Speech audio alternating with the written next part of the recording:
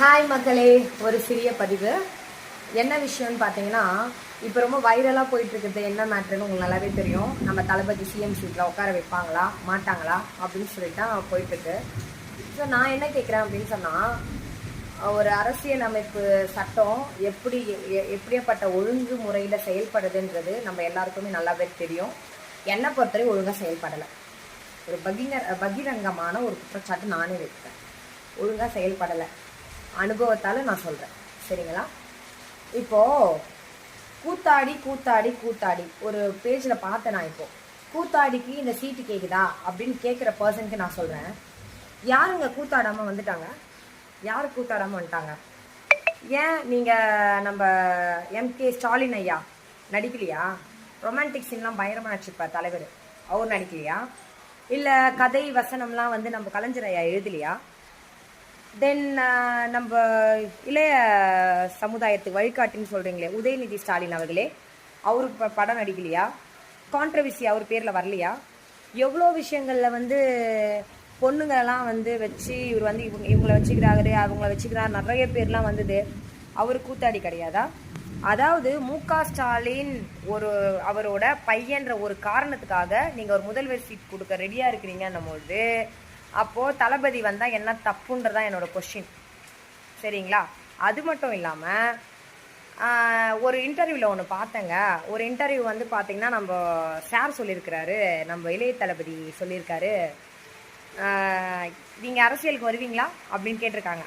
அவர் வரமாட்டேன்னு சொல்லவே இல்லை, பார்க்கலாம் கொஞ்ச நாள் போட்டோம் இப்படி சொல்லியிருக்காரு.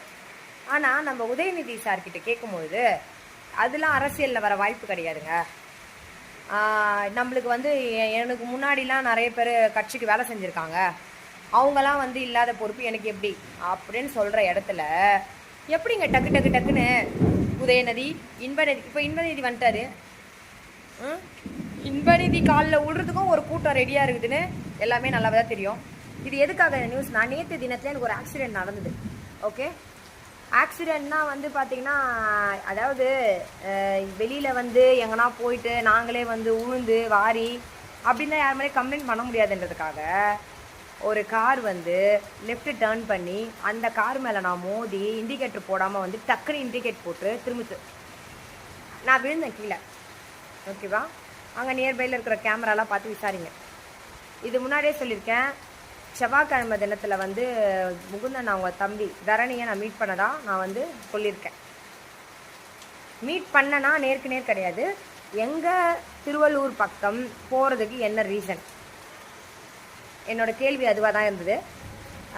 கோர்ட்டுக்கு ஒரு அட்வொகேட்டுன்றவன் கோர்ட்டுக்கு போகலாம், தப்பு கிடையாது.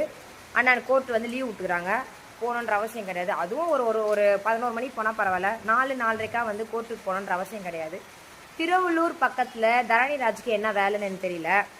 இது முகுந்தன் வந்து வெளியே போய் ஆள் செட் பண்ண முடியாமல் திருவள்ளூர் போயிட்டு திருவள்ளூர் ஆட்களை காரை ஏவி, திருவள்ளூர் கார் அது, ஓகே, திருவள்ளூர் எங்கடா பட்டாபுரம் பசங்களை இழுத்து விட்டா பிரச்சனை ஆக போதுன்னு சொல்லிட்டு திருவள்ளூர்லேருந்து ஆள் ரெடி பண்ணி கொண்டு வர அந்த கார் நம்பர் டீட்டெயில் எல்லாமே எடுத்து பார்க்கும் பொழுது திருவள்ளூருக்கு செவ்வாய்க்கிழமை போகிற ரீசன் என்ன? 1000 ரீசன் எல்லாருமே சொல்லலாம், எதுக்காக போயிட்டு வேறு எதுனா போயிருப்பாங்கன்னு. நேற்று தினத்தை எனக்கு ஆக்சிடென்ட் ஏங்க ஆகணும்? என்னை திருப்பிட்டு முட்டு சந்தில் என்னங்க வேலை? அதே போல் எங்கள் ஆட்சி வரட்டும் நான் வச்சு செய்வேன்னு சொன்ன ரீசன் என்ன? இப்போ ஆட்சி இல்லாத போச்சுல, இப்போ அவங்களால ஒன்றும் பண்ண முடியல. இப்போ என்னை சாவடிக்கணும்னு முடிவு பண்ணியிருக்காங்க. இது முன்னாடியே நான் நிறைய ரெக்கார்டில் காமிச்சிருக்கேன். இதை நான் வந்து போலீஸ் ஸ்டேஷனில் நான் கம்ப்ளைண்ட்டே நான் கொடுக்கல. ஏன்னா போலீஸ் ஸ்டேஷனை நான் நம்பலை, சுத்தமாக நம்பலை. எனக்கு எது ஆனாலும் திருநின்ற ஒரு போலீஸ் ஸ்டேஷனும் பட்டாபுரம் போலீஸ் ஸ்டேஷனும் காரணம். ஏன்னா இவங்க எல்லாமே முகுந்தனுக்கு ஒத்து ஊதுற டீம். அவன் நம்பர் எடுத்தால் யார் யாருக்கெல்லாம் ஃபோன் பண்ணியிருக்கான்னு தெரிஞ்சிடும். இப்போ ப்ரெசென்ட்டில் யூஸ் பண்ணுற நம்பராக இருந்தாலும் சரி, இதுக்கு முன்னாடி யூஸ் பண்ணுற நம்பராக இருந்தாலும் சரி, கண்டிப்பாக அது எடுக்கணும். அதாவது வெளியில் கண்டிஷன் பெயிலில் வந்தவன் இவ்வளோ சூப்பராக வந்து நீ ஸ்கெட்சு போடுறா, இதில் என்ன தெரியுமாங்க ரீசனு? ஒரு கார் வந்து நம்மளை பின்னாடி வச்சு நான் உழுந்தா அது மர்டரு அப்படின்னு சொல்லலாம். இப்போ நானே போய் முட்டிங்கன்னா அது பிரச்சனை இல்லை பாருங்கள் அவனுக்கு. ஸோ அதுக்கு தான் வெல் பிளானாக பண்ணி இந்த வேலையை பார்த்துக்கிறானுங்க.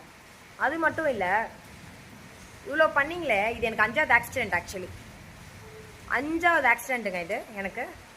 பக்காவாக வந்து, அதாவது இன்றைக்கி நான் பிரச்சனை இன்னைக்கு நான் பிரச்சனைன்றதுனால என்னை போட்டு தள்ளுறது பிளானு. என்ன ஒன்று ஒரு மாற்றம். ஃபஸ்ட்டு வந்து முகுந்தன் பண்ணியிருக்காரு, இப்போ தரணி பண்ணியிருக்காரு. இவ்வளோதான் வித்தியாசம். இன்னும் ஒரு ட்விஸ்ட் ஒன்று இருக்குங்க. அந்த ட்விஸ்ட்டை 1 வீக் கூட நான் சொல்லுவேன், ஒரு வீடியோவும் காட்டுவேன். அந்த இதுவும் ஆப்பில் என்ன அளவுக்கு அவர் பண்ணியிருக்காரு எல்லாமே வெளிப்படும். ஏன்னா என்னோடய கேமராவில் வந்து கொஞ்ச நாள் வரையுமே ஒரு 1 இயருக்கு வரையும் காட்டாது. எனக்கு ஜஸ்ட் ஒரு 3 months வரையும் தான் என்னால் பேக்கப் எடுக்க முடியும். ஸோ இப்போ அதை நான் ரொம்ப ட்ரை பண்ணி அதை எடுத்து வச்ச பேக்கப். அவர் நான் இல்லைனாலும் என்னை கொலை பண்ணுறவர் கேரக்டரு, நான் இருந்தாலும் கொலை பண்ணுற கேரக்டர். எனக்கு ஒன்றே ஒன்று தான் தெரியணும், என்னை ஏன் துரத்தி அந்த ஃபேமிலி என்னை வந்து கொலை பண்ண ட்ரை பண்ணுது. ஏன்னா என்னால் எழுந்துக்கவே முடியல. மார்னிங்லாம் காலையில் செம பொத வீங்கி போச்சு. மேலே வண்டி விழுந்து தூக்க ஓடி அந்த ஒரு அக்யூஸ்ட். அவன் மூஞ்சி எனக்கு நல்லாவே ஞாபகம் இருக்குது. கண்டிப்பாக பிடிக்காம விட மாட்டேன் நான் அவனை. இவ்வளோ டீட்டெயில் கேதர் பண்ணவருக்கு அந்த கார் டீட்டெயில் இருக்குன்னு எனக்கு தெரியாதாங்க. கம்ப்ளைண்ட்லாம் நான் கொடுக்கலங்க. எங்கே கொடுக்கணும் எங்கே பேசணும்னு எனக்கு தெரியும். இப்போயா சொல்கிறேன், எங்கள் அண்ணன் உட்காரட்டும், சிஎம் சீட்டில் உட்காரட்டும்.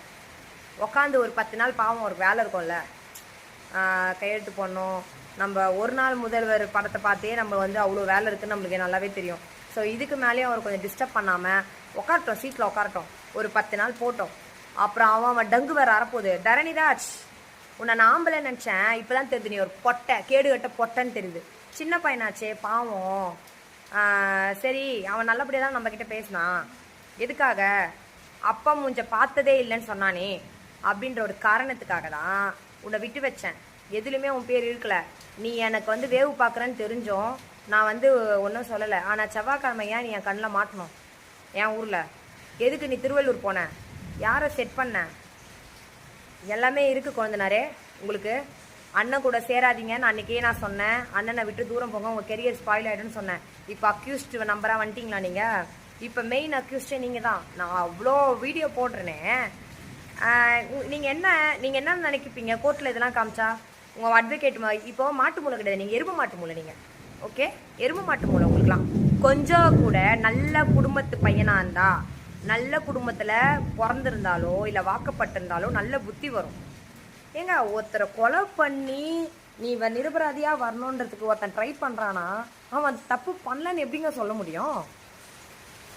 இதை நான் முன்வைக்கிறேன் ஜனங்களுக்கு. ஏன்னா நேற்று நான் லைவ் போட முடியல என்னால். ஏன்னா எனக்கு ரொம்ப வலி, பெயின் அதிகமாச்சு, கால் வலி ரொம்ப. என்னால் நடக்கக்கூட முடியாத சுச்சுவேஷன் தான். இப்போ தான் நான் கொஞ்சம் எழுந்து நிற்கிறேன். ஓகேங்களா? என் தொழிலை முடக்கணும்னு ஒரு ஆசை இருக்குது. என்னை சாவடிக்கணும்னு எதுக்கு ட்ரை பண்ணுறீங்க? இவ்வளோ பிரச்சனை இல்லை. அவங்களுக்கு என்ன தெரியுமாங்க நினைப்பு? கண்டிஷன் பெயிலில் வந்துருக்கோம், நாளைக்கு எதனா ஆச்சுன்னா கூட இவ்வளோ ஏங்க நாங்கள் வந்து கண்டிஷன் பெயிலில் வந்துருக்குறோம், நாங்கள் எப்படிங்க பண்ணுவோம் அப்படின்ற மாதிரி சொல்லிக்கலான்ற புத்திசாலித்தனத்தில் ஆடுறாங்க. ரொம்ப தப்புங்க, ரொம்ப தப்பு.